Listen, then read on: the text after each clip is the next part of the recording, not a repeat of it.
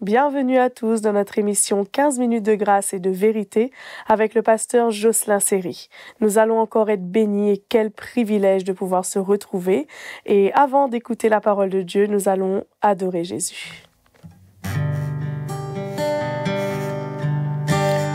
Aucun problème n'est trop grand pour le Dieu vivant.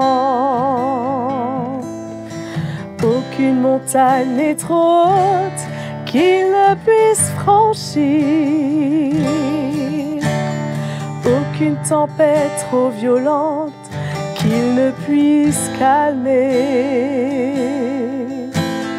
Aucun chagrin trop profond pour le Dieu d'amour. S'il a porté le poids de ce monde sur ses épaules,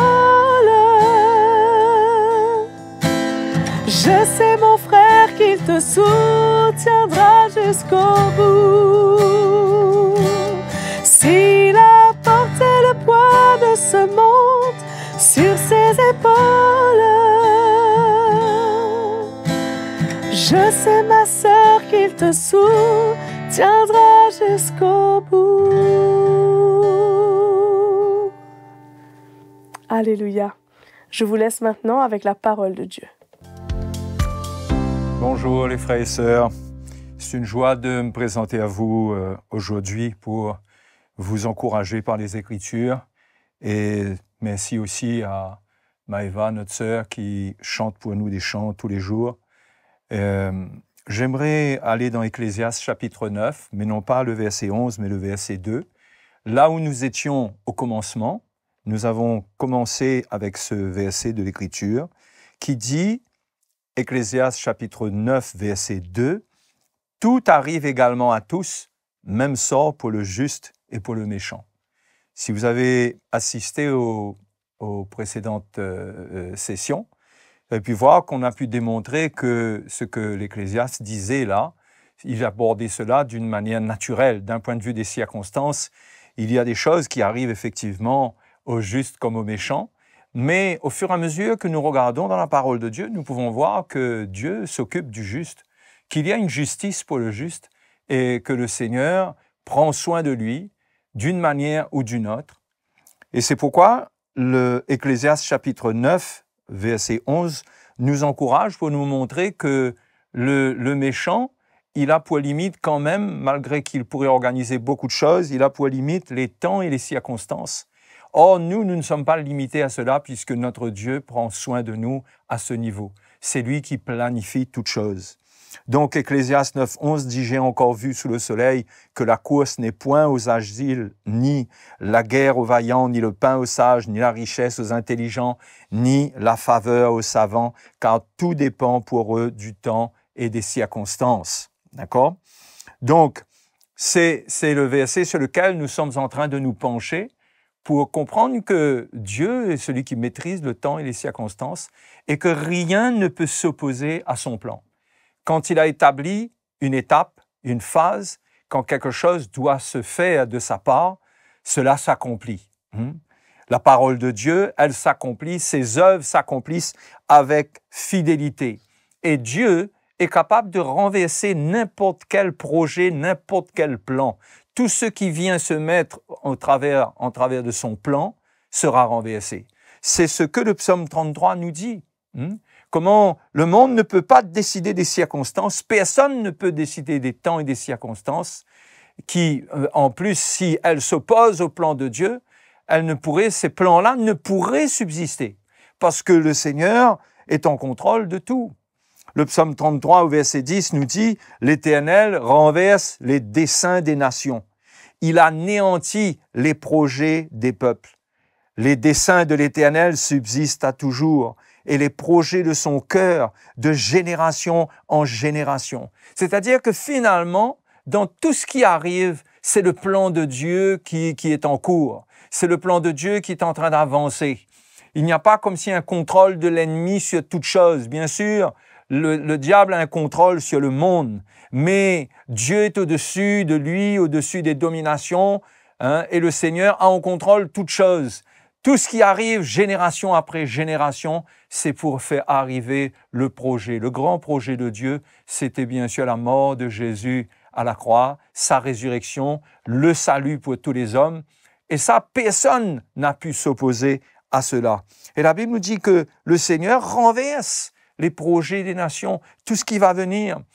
Donc, tout ce qui va venir contre nous. Mais en ce qui nous concerne, nous, à notre niveau, si Dieu a un plan pour nous, mes frères et mes sœurs, nous devons nous attacher à ce plan. Nous devons croire que le Seigneur va renverser ce qui doit être renversé, qu'il y a des choses, si nous sommes dans la foi, si nous avons la crainte de Dieu, si nous avons la crainte de rater le plan de Dieu et que nous marchons avec lui, le Seigneur lui-même, il gardera notre voie. La Bible dit que Dieu, l'Éternel, garde la voie de ses fidèles. Il ne permet pas qu'arrivent certaines choses. Il nous garde, il nous accompagne. Donc, on a vu cela, le psaume 33 dit, c'est une promesse extraordinaire, que même au niveau des nations, quand Dieu a un peuple, Dieu a un projet pour ce peuple, le Seigneur renverse les projets des nations. D'ailleurs, le verset 12 nous dit, « Heureuse la nation dont l'Éternel est le Dieu, heureux le peuple qu'il choisit pour son héritage. Heureux l'homme que Dieu choisit comme son fils, son enfant. C'est dans la même lignée de paroles. On est heureux, on est privilégié parce qu'on connaît le Seigneur, parce que le Seigneur est prêt à tout renverser. Il a un plan pour nous. Mais encore faut-il que nous soyons intéressés à son plan, prêts à nous soumettre et que nous marchons dans la foi et nous lui faisons confiance, qu'au travers des circonstances qui paraissent négatives, le Seigneur, il a le contrôle sur tout.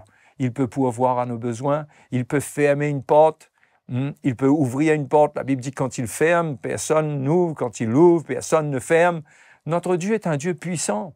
Nous devons mettre notre foi en lui et ne pas nous limiter aux choses naturelles parce qu'il est grand, il contrôle tout, il sait, il planifie, il bouge des pions, il fait des choses d'une manière étonnante à un moment où on ne s'attend pas.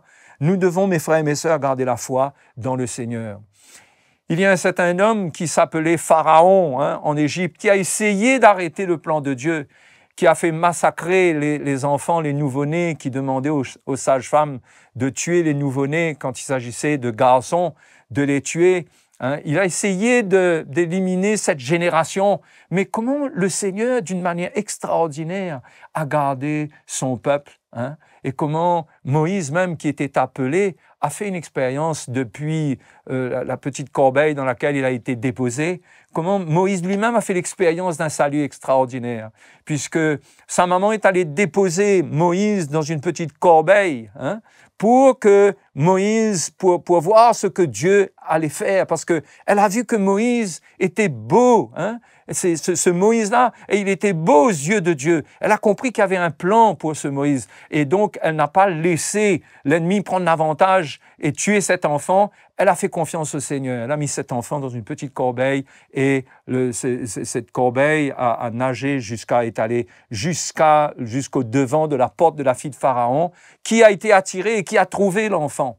Et c'est extraordinaire, parce que Pharaon voulait détruire tous les enfants de cette génération afin d'arrêter le plan de Dieu et certainement au milieu de tout ça, afin de tuer Moïse qui était le libérateur qui viendrait.